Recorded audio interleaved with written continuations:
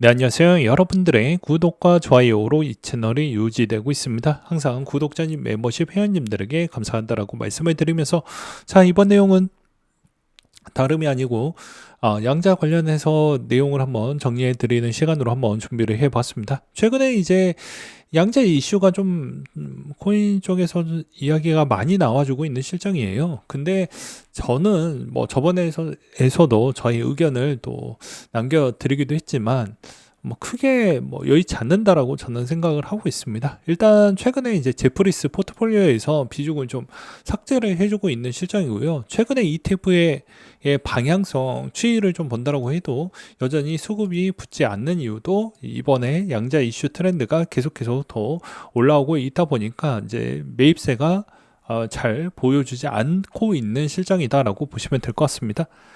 이제 주요 골자는 뭐 다음과 같은데요. 이제 비트코인이 이제 이 양자 컴퓨터 부분에 이제 아무래도 약간 보안에 취약한 구성 요소를 좀 가지고 있다라고 이야기가 나와지고 있기 때문에 아무래도 이제 그걸 어떻게 비트코인 쪽에서 이제 그걸 잘 커버를 할 것인지가 관건이 될 것 같습니다. 근데 제가 보더라도 아마도 이 부분은 어차피 코인 시장 자체에서 자본 능력이 어느 정도가 되기 때문에 최대한 그 부분은 커버가 될 것으로 보이시고요.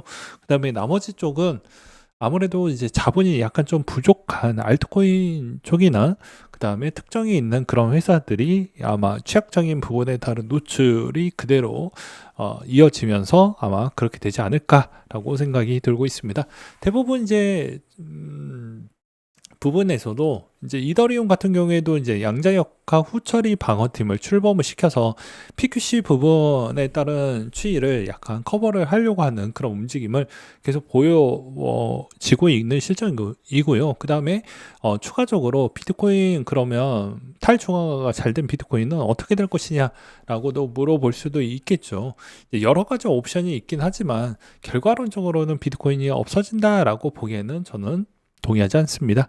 왜 그러냐면 비트코인이 이제 과거에는 채굴회사 부분에 따른 이제 어느 정도 합의점을 찾아가지고 가는 방식이 있었어요. 그래서 이제 여기서도 의견이 좀 갈리면 하드포크라는 형태로도 갈 수가 있습니다. 그래서 실질적으로는 좀 분쟁은 있다라고 하더라도 아예 방식이 없다. 뭐 이렇게 보는 건좀 말이 안 된다라고 생각이 들어요. 그리고 또 두 번째로는 실질적으로 지금의 비트코인 부분에 뭐 문제점이 있다라기보다는 이제 지갑의 취약성 부분에 따른 노출도가 더 높다라고 보는 게 더 전 맞다라고 보는 입장입니다. 그러면 이 지갑의 취약성 부분이 계속 그렇게 가지고 있을 것이냐? 아니죠. 기존에 있었던 이제 메타마스크도 이번에 IPO를 하고 있기 때문에 이 양자 관련해서에 따른 추이는 어느 정도 계속 커버를 할 것으로 보여집니다. 그래서 이런 메타 쪽도 그만큼 준비를 하고 있고, 그 다음에 기존의 양자 회사들에 따른 추이도 같이 콜라보를 해서 뭐 준비할 수도 있고요. 그래서 이미 알고 있는 내용에 대한 추이는 그렇게 겁을 먹을 필요성은 없다라고 저는 생각을 합니다. 물론 우리가 알지 못했던 부분에 따른 추이에서 충격이 이때까지 있어 왔지, 알고 있는 내용에 대해서는 그렇게까지 크게 위험적인 요소를 보는 건 좀 바람직하지 않는다라고 저는 생각이 들어요. 그래서 저번에도 뭐 NIST 쪽에서 뭐 제시가 해서 양자 관련된 회사들이 막 10배, 20배까지 올라왔던 이유가 다 그런 거라고 보시면 될 것 같습니다. 그러니까 이번에도 마찬가지로 그렇게 보시는 게 맞을 것 같고요. 그리고 또한 이제 모든 코인들이 이제 여기에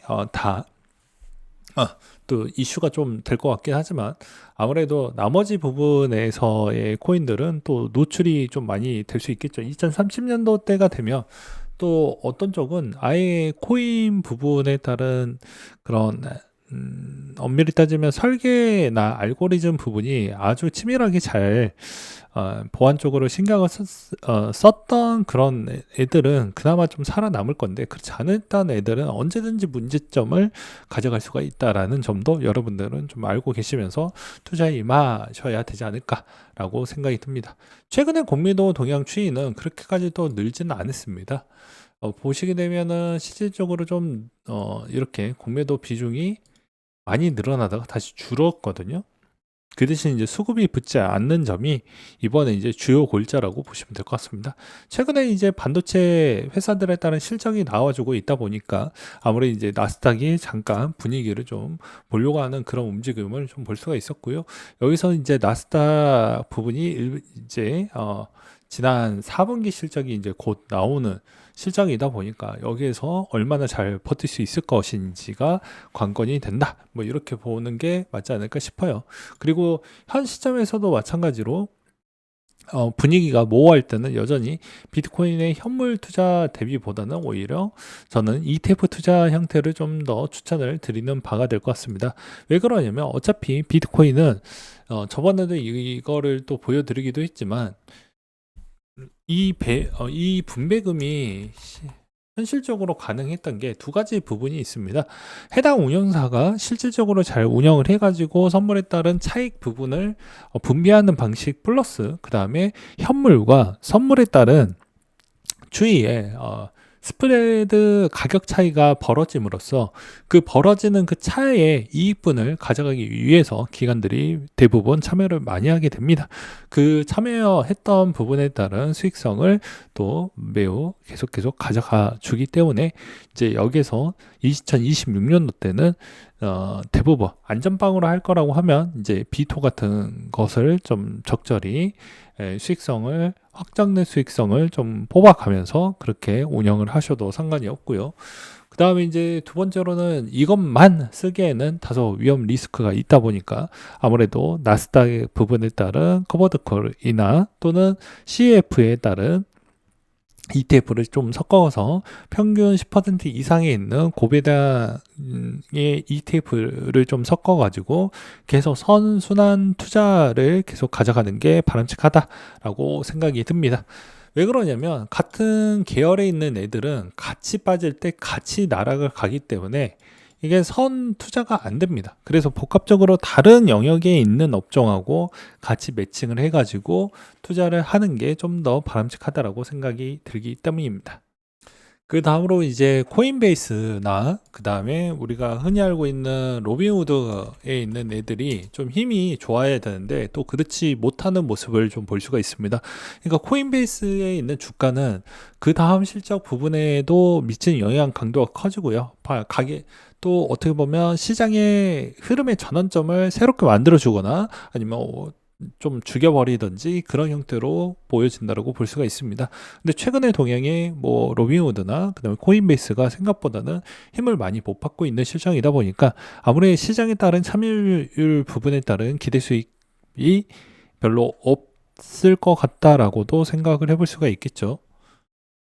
그 다음으로 코인베이스 쪽 거래소 쪽도 이제 이런 양자 암호학 부분에 따른 형태에서도 대부분 다들 준비를 하고 있습니다. 왜냐하면 이 시장 자체가 붕괴가 된다라는 것은 아무래도 거기에 얽혀져 있는 모든 산업군에 있는 쪽이 아예 박살이 나버리기 때문에 이걸 그대로 방치하지 않을 것이다라는 것이죠. 그 다음에 또한 금융 쪽이나 그 다음에 자산운용사 그리고 주식 그리고 모든 그 은행권 이런 쪽도 뭐 코인만 해당이 되냐? 그렇지 않는다라는 것입니다. 그러니까 즉 엄밀히 따지면 블록체인 부분에 따른 문제점이 발생을 했었을 때는 아무래도 다 같이 영향을 받을 수밖에 없다. 이런 이야기를 좀 드리고 싶습니다. 그래서 이제 요약을 드린다고 하면 최근에 이제 좀 약세를 보여주었던 이유가 제프리스 시티 양자 위협에 좀 진행 중이다. 그리고 비트코인에 따른 그런 취약적인 부분이 이번에도 여전히 좀 남아져 있기 때문에 차라리 지금은 그냥 원자재 시장 쪽으로 계속 베팅하는 게 맞지 않겠냐. 그래서 은행에 있는 가격이 더 많이 올라갔던 부분이 있었습니다. 그리고 헤지펀드들의 현물 선물 차익 거래도 축소가 되었다 라는 내용도 있었죠. 그리고 일본발 금리 변동성도 여전히 남아져 있다는 것도 지적이 나와주고 있는 실정입니다.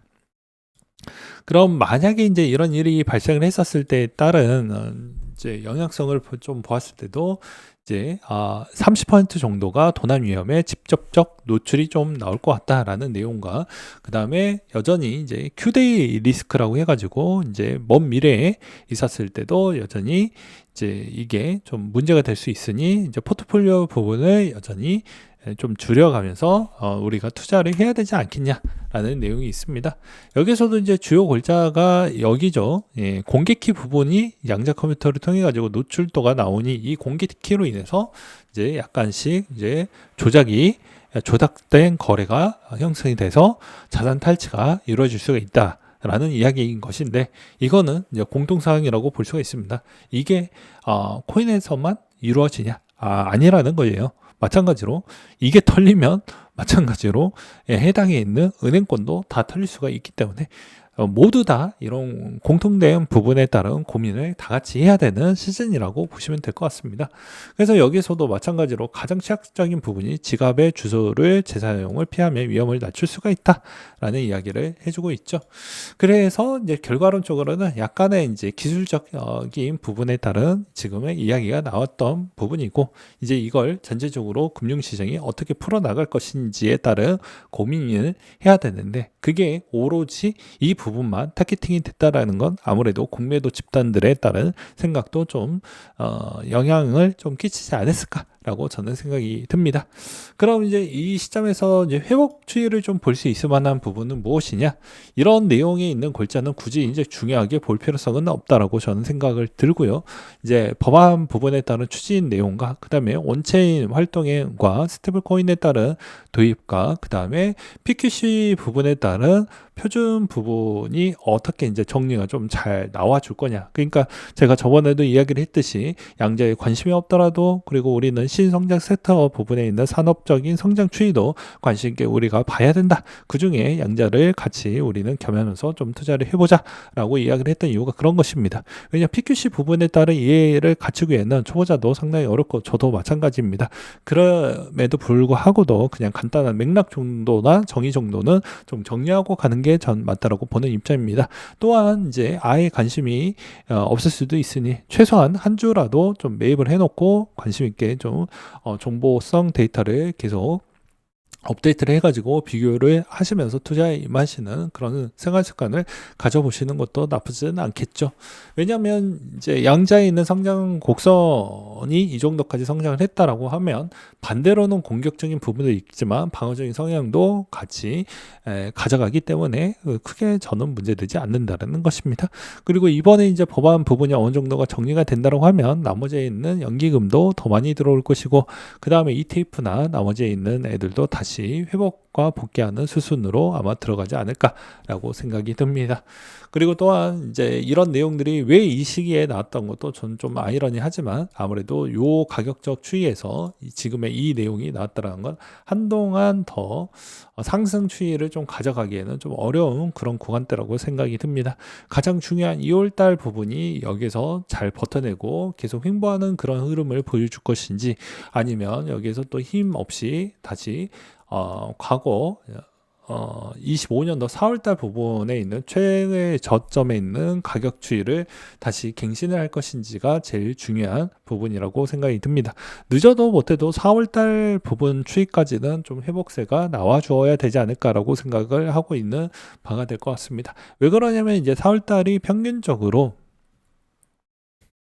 보시게 되면 평균적으로 좀 더 좋았던 부분이 더 많습니다. 2월달 부분도 마찬가지인데 2월달 부분의 강세가 확실하게 더 세게 나와야 되는 부분이고요. 늦어져도 4월달 부분까지는 유턴해서 좀 더 올라가는 형태가 나와 주어야 좀 이쁜 그림이 나와 줄 것 같다라는 게 저의 개인적인 생각입니다.